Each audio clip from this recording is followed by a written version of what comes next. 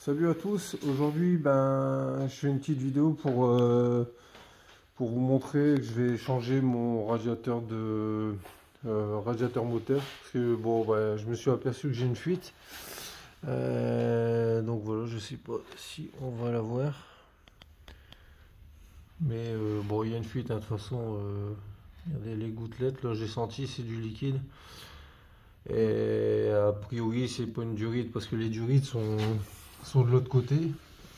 Je pense que le radiateur il a fait son temps, quoi. Voilà, donc je vais vous montrer étape par étape, hein, sans trop rentrer dans les détails, mais et je vais vous faire voir comment j'ai procédé. Voilà, c'est parti. On libère tout le système d'air, hein, filtré air jusqu'à la calandre. Et il va falloir déclipser ici le système d'ouverture de capot, hein. Parce qu'en fait toute la traverse ici, elle va partir avec le pare-choc, hein. Il faudra tout enlever. Donc ici, vous basculez la patte qui vient retenir la petite boule ici, le câble, voilà, et l'ensemble sort. En fait, pour la remettre, c'est la même procédure, mais à l'envers. Pour rentrer la pièce, et vous essayez de clipser dans la petite gorge ici. Mais il n'y a rien de bien compliqué. Mais de toute façon, vous n'avez pas le choix, il faut l'enlever. Donc la calandre, les deux clips à basculer ici. Voilà, l'autre. Plus la vis que j'ai déjà enlevé. Ici, il y en a deux. Donc là, on tire un coup sec. Voilà. Donc ici, là, ici les vis de pare-choc. Il m'en manquait un, mais pour vous expliquer en gros, hein. Et après, on va démonter ceux qui sont en dessous ici tout le long, long du passage de roue. Enfin ici. Voilà. Donc je vous passe, hein, les détails, mais toute la vis qu'il faut enlever, elle se trouve là. La boulonnerie est partie, démontée, il n'y a plus qu'à retirer. Donc on retire face de chaque côté et on tire en avant et le pare-choc vient. Voilà. Donc ici, ne pas oublier de débrancher les anti-brouillères. Voilà. Et le pare-choc est démonté. Ici, démontage de la traverse. Écrou de 13. Donc voilà les écrous démontés. Il y en a 3. Maintenant, moi, je vais démonter les fers. Ce sera beaucoup plus simple. Donc là, du torx. Ici, il est démonté. Là, il y en a 3 ou 4. Mais de toute façon, rien de bien. Ouais, ici, voilà.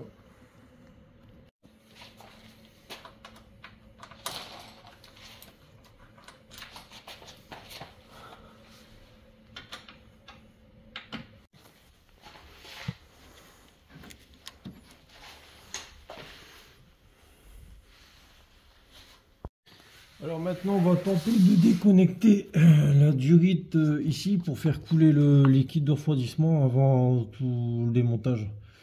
Donc ici, avec une pince, je vais desserrer le collier et faire couler. Durite déconnectée, on laisse couler, hein. On ouvre le vase d'expansion pour faciliter l'écoulage.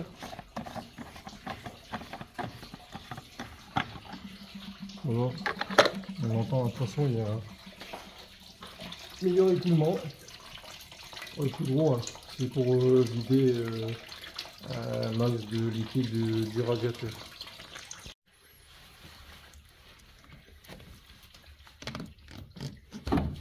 Voilà. Donc ici, on va tirer tout l'ensemble et il y a des risques qu'il y ait encore des prises à débrancher, hein, ce qui vient se connecter à la ventilation. Donc on va tirer.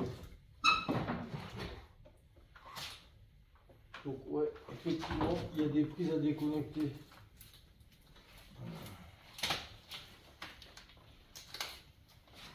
Je place tout ça et je vous montre. Vous voyez ici, il y a des connecteurs à débrancher. Donc là on débranche hein, ici comme d'habitude. Hein, on connaît le système et toute la partie traverse, radiateur et ventilateur, elle va venir.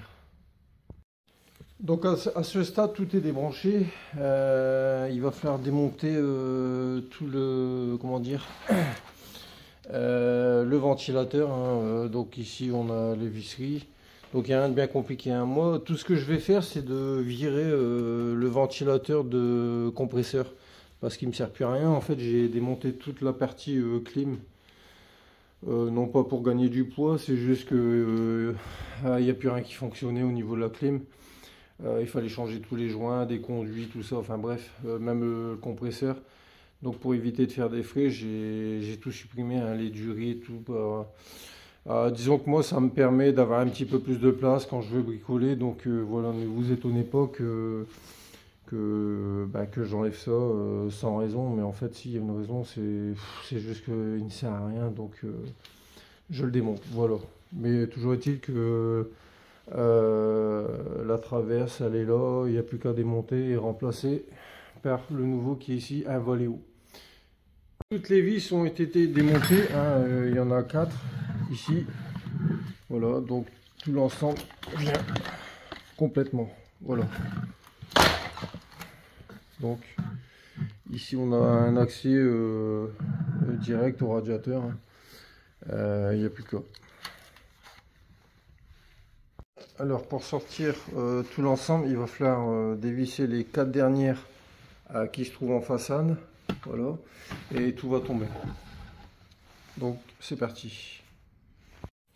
Voilà, c'est dévissé, il n'y a plus qu'à sortir ensemble. Voilà. Donc a priori j'avais une fuite de ce côté-là.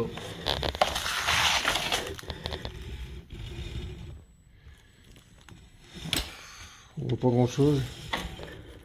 Mais de toute façon la fuite elle était bien difficile de voir. On va remplacer par le nouveau qui est ici. Alors moi je vous conseille quand même c'est de comparer hein, la pièce que vous avez achetée avec le vôtre hein, d'origine, parce que si vous venez à le monter ou à l'abîmer ou quoi que ce soit, le revendeur auquel vous l'avez eu ne vous le reprendra pas hein, s'il est souillé et tout, même l'emballage. Donc comparez bien avant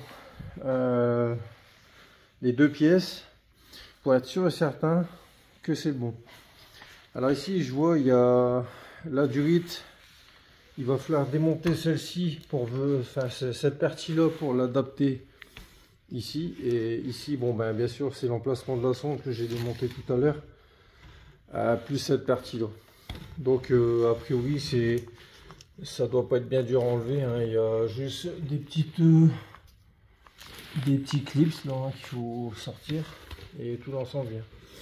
Voilà, donc après ici vous avez les petits supports à récupérer pour venir le réadapter ici, mais a priori c'est le même, même au niveau longueur je vois c'est pareil. Là c'est parti.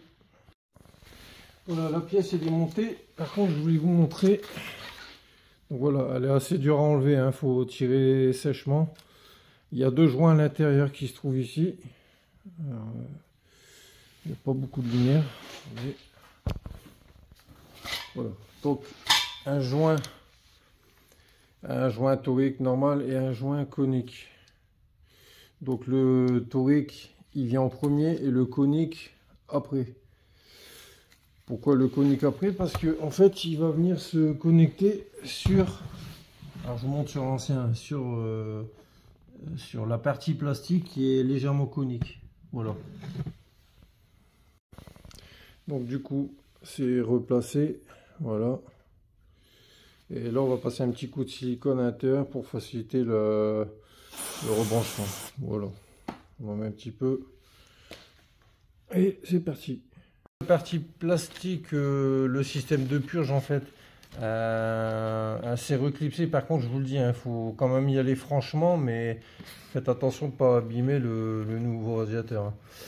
Donc il faut entendre qu'il y a un clips en poussant.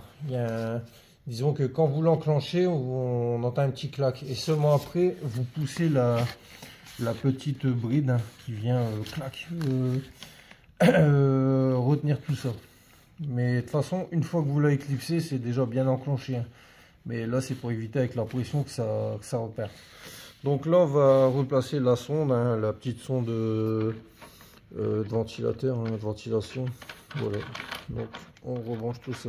Même procédure pour l'autre, Durit. Hein, donc, pareil, c'est le même système. Voilà. Récupérer les supports hein, pour maintenir le radiateur, les supports anti-vibration. Ça ressemble à des supports moteurs, hein, des petits supports moteurs avec un caoutchouc. Voilà, donc je les ai replacés bien comme il faut. C'est parti pour monter sur la partie traverse.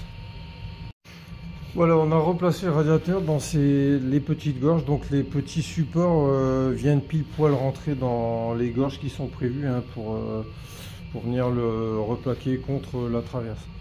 Maintenant je vais passer derrière pour revisser les 4 vis derrière pour maintenir le radiateur. Ventilateur remonté avec le radiateur qui est resserré. Donc il n'y a plus qu'à replacer tout ça et rebrancher les durites. Étant donné que j'ai tout démonté, j'en ai profité pour nettoyer un petit peu l'échangeur. Hein. Il y a un petit peu croque-croc, mais bon j'ai fait un petit nettoyage rapide quand même puisque j'étais sur la lancée. Voilà. J'ai replacé tout ça et là je vais commencer à revisser la boulonnerie hein, pour faire tenir l'ensemble de la traverse. Donc le temps que je remonte les optiques, je vais verser tout doucement, progressivement le liquide. Donc c'est du liquide rose hein, chez Volkswagen. Pour la quantité, je pense que c'est 4,5 litres, mais bon, je vais déjà verser au moins 3 litres, on verra par la suite.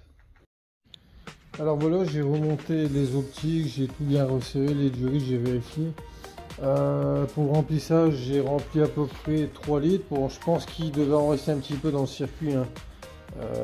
Ça, faut pas s'étonner. Donc, je vais procéder à un démarrage. Enfin, je vais tout remonter avant. Je vais procéder à un démarrage. Je vais faire quelques centaines de mètres, histoire de faire tourner un peu le circuit. Et puis, je ferai la pointe au fur et à mesure. Mais je pense que la capacité c'est 4,5 litres sur le TDI 130. Voilà. Donc si j'ai pu vous apporter quelque chose, à savoir comment faire. Bon, je pense que le principe sur les polos c'est un petit peu sur tous les modèles de polo et de Seat Ibiza, même Golf. Hein. En l'occurrence, moi c'est pas très difficile, faut juste prendre son temps. Voilà. Eh ben écoutez, merci à tous et bonne journée à tous.